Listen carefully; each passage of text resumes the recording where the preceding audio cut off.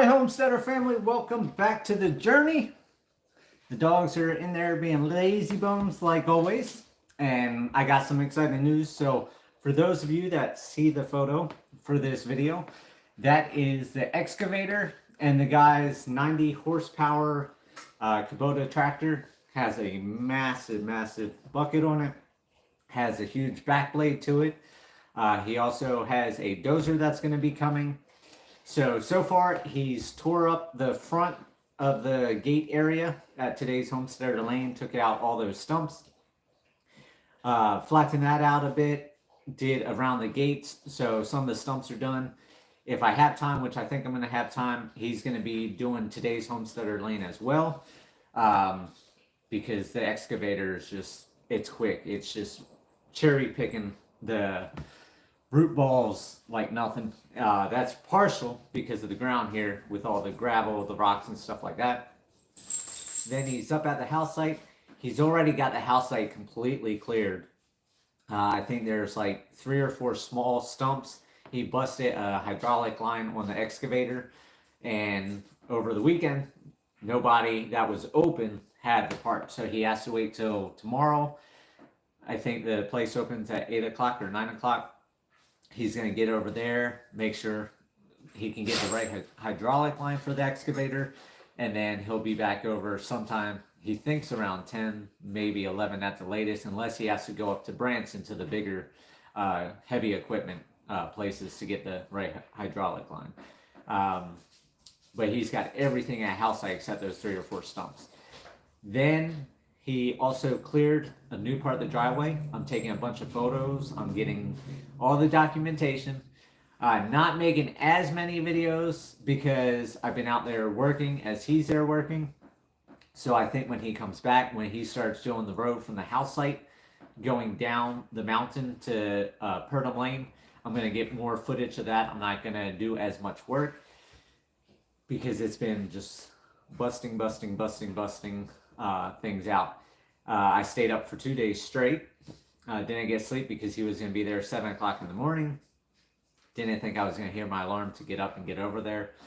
So, been real tired. Woke up today at about 12:30. Got the yard mowed here. Got water hauled to the animals. Got the animals fed. Got the trailer unloaded. And ready for tomorrow for him to get over there. I'm going to set my alarm early to get over there, get a couple things accomplished before he gets there.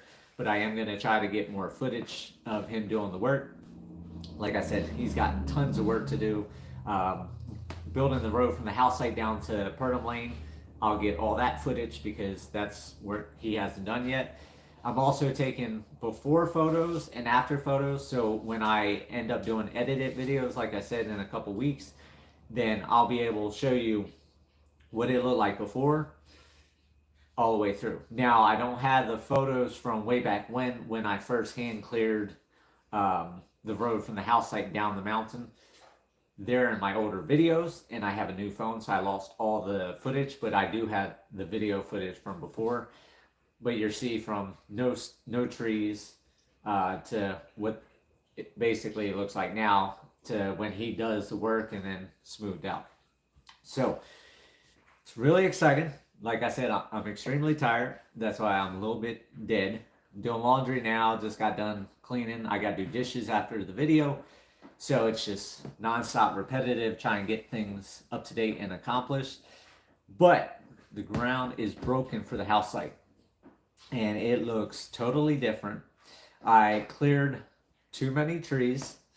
I should have done measurements. However, with all the sticker bushes and briars and vines and everything else, I didn't want to climb through with the ticks, the heat, so on and so forth. So I just gauged off of big trees the distance. So I only need the house footprint, which is, let me grab it down here, my trusty old thing written down. So I need it 40 foot wide because the house is going to be 35 foot wide, and it is 78 feet from the big tree to big tree that I cleared. So I cleared a whole bunch more. So I'm going to have a lot of room around the house. Bad part about that is all the sun's pounding down. It's extremely hot on top of the mountain.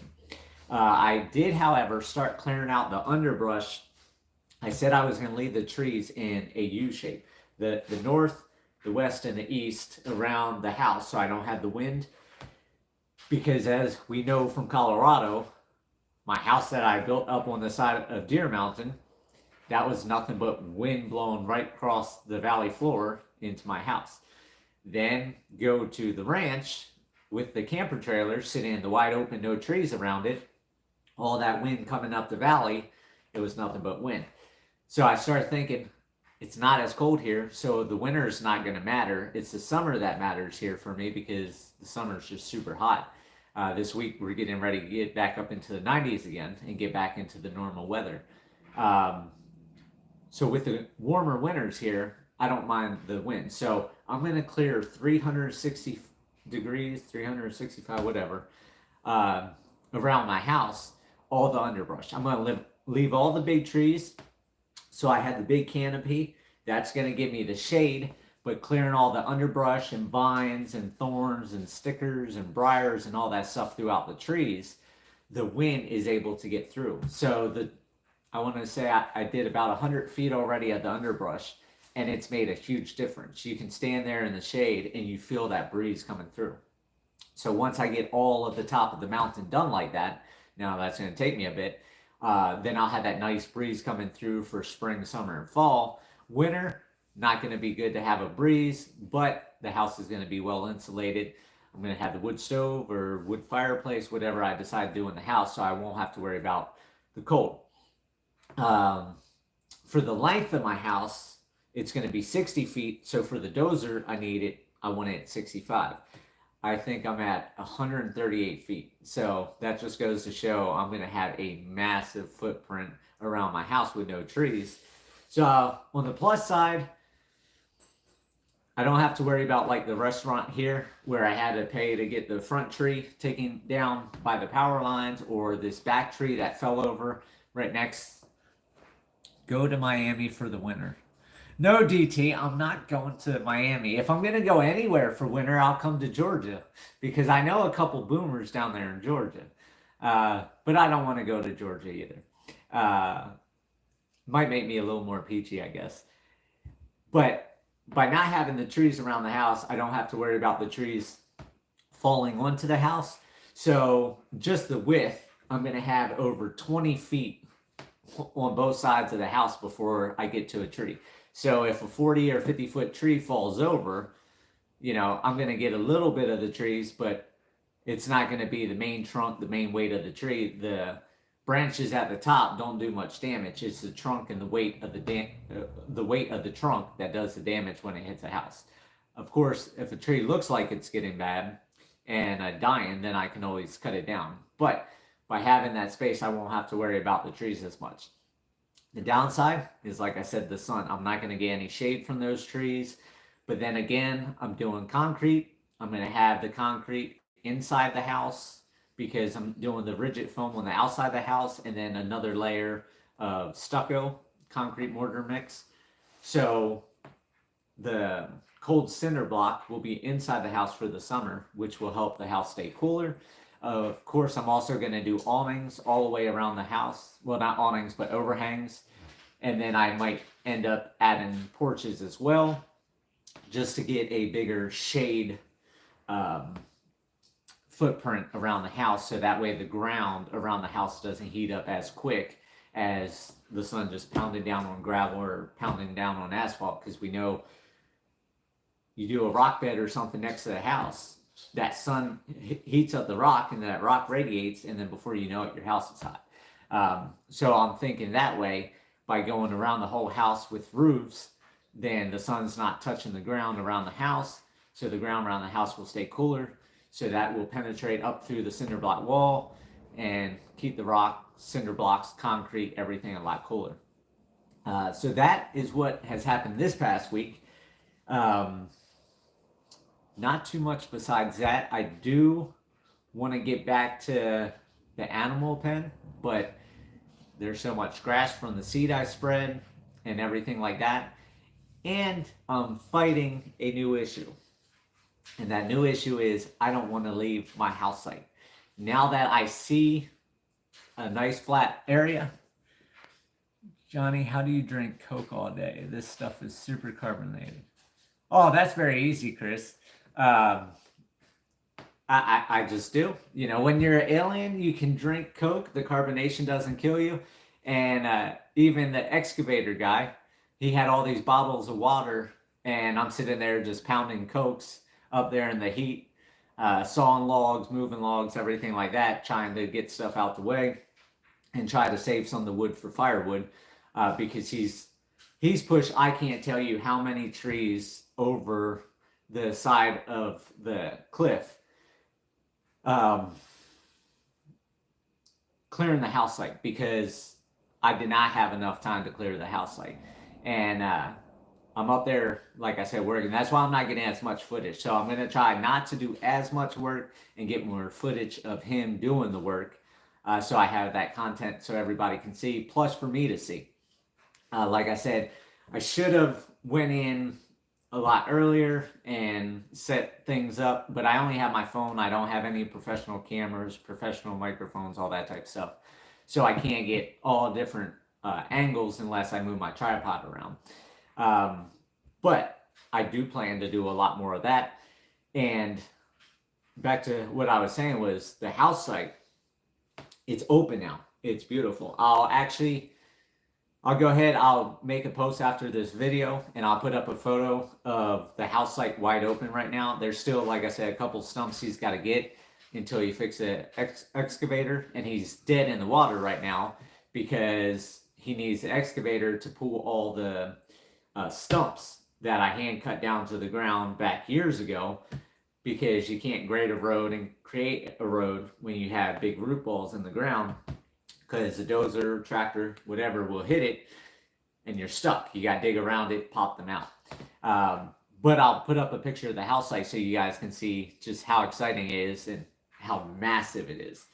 And with it being open, without all the ticks and grasses and briars and all that stuff, it's like, do I work at the house site where it's nice now, where my house is going to go, my home's going to be? I'm getting excited to move there. Like I said, now my new goal ain't 6 years from now. It's Christmas of 2025. Now, it's not going to be a full house by then. What I'm trying to do is just get the walls, the roof, a rain catchment system, and some batteries and a generator. So at least I can run pumps to take showers and stuff like that. And maybe set up a redneck galvanized horse trough for my baths, or I can drive over here. The thing is, I'm trying not to drive the 6 miles back and forth every day, take care of the animals, go over, work over there. Right now it's too hot for the Anatolian Shepherds. As you see, they're just all in there doing their thing, sleeping like normal. So I'm over there working. Well, you work half a day or try to get things done for a half day, then I got to come back, let the dogs out, because I don't have the fence secured here at the restaurant. So I can't just put a dog door in. So it's time consuming, it's money consuming. So that's my plan, is at least get something over there that I can live in, that's dried in, and then go from there and slowly start working. Now, if I do that, I'm saving $300-400 a month in gas doing the driving back and forth. If I had $300 to $400 extra dollars, then that's going into putting the bathroom in, putting the kitchen in, all that type of stuff. So that's what I'm excited about. And I'm like, animal pen will save me money, gets the animals on new land. However, it's all grass, it's all ticks, it's all vines and briars right now, and the house site is cleared. So I'm fighting what I want to do, because it's like, if I stay at the house site and keep working there, I'm not dealing with all that, and I'm making progress towards me moving there. However, on the other hand, if I do that and neglect trying to get the animal pen done, then I'm back to the point of I'm just spending money on animal feed and not saving animal feed. Now, it also comes with a secondary clause, which is I still need all the wooden pressure treated posts. I still need concrete and rebar and wire and all that to make the H braces going down to split the pen in half now, because like I said, I'm not going to have the money to do the whole pen right now because I'm shifting my money over to the house site and getting the excavation work done, the dozing work done, the roads built, so I can make progress and get over to the house site. So what I'm thinking about doing is I still want to try to get the animals in by November 1st. Worst case scenario, December 1st. And in my mindset right now, I'm thinking it's probably going to be December 1st because first couple of weeks of October, it's going to be warm again. And like I said, it normally doesn't start cooling off till the end of October. So then that gives me end of October to end of November, a month to knock out the last line of the fence. And then I got to get over wire tie everything. It should be cooler. The ticks should be less. Crawling through the grass. Hopefully the chiggers are gone. And I can get things accomplished. So this upcoming week, as long as he gets a hydraulic line tomorrow morning, he'll be there 10 to 11 o'clock tomorrow morning. He's going to get back to work. His minimum is $2,000, which is 16 hours. It's $125 an hour. He did 4.5 hours, so I gave him $600 so far. So I still basically have 3/4 of the hours to go. So that should give me plenty of time to get the lane done down from the house site to Purdom Lane, and possibly give me enough to get today's Homesteader lane done. And if he can get both those done, I'm also going to have him try to dig out the big animal pond inside the animal pen where Caesar's always in the pond, soaking in the water during the summer, because I need that dug deeper. I need that dug wider. I don't have the equipment to do it. So while he's here, dig that bigger.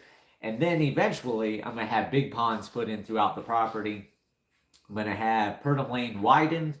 I'm going to have him finish that hole in the back where I struck water last year. I want him to dig that down 20, 30 feet so I can put the culvert in. I want to turn that into a big pool. So this week's just going to be a lot of filming. It's going to be a lot of work, maybe. I'm not sure, because if I start filming, I won't be doing much work. With the hotter temperatures, I won't be doing as much work, but he'll be there working. So I'm going to have to be there to get some footage done. Also, guide him on what I want done, so on and so forth. I did some flagging, but not everything's done. And of course, depending on what he gets accomplished, how much more I want him to do. And then, like, today's Homesteader lane's not flagged. The side part off of today's Homesteader lane's not flagged. The pond's not flagged, so on and so forth. So it's going to be a lot of progress moving forward.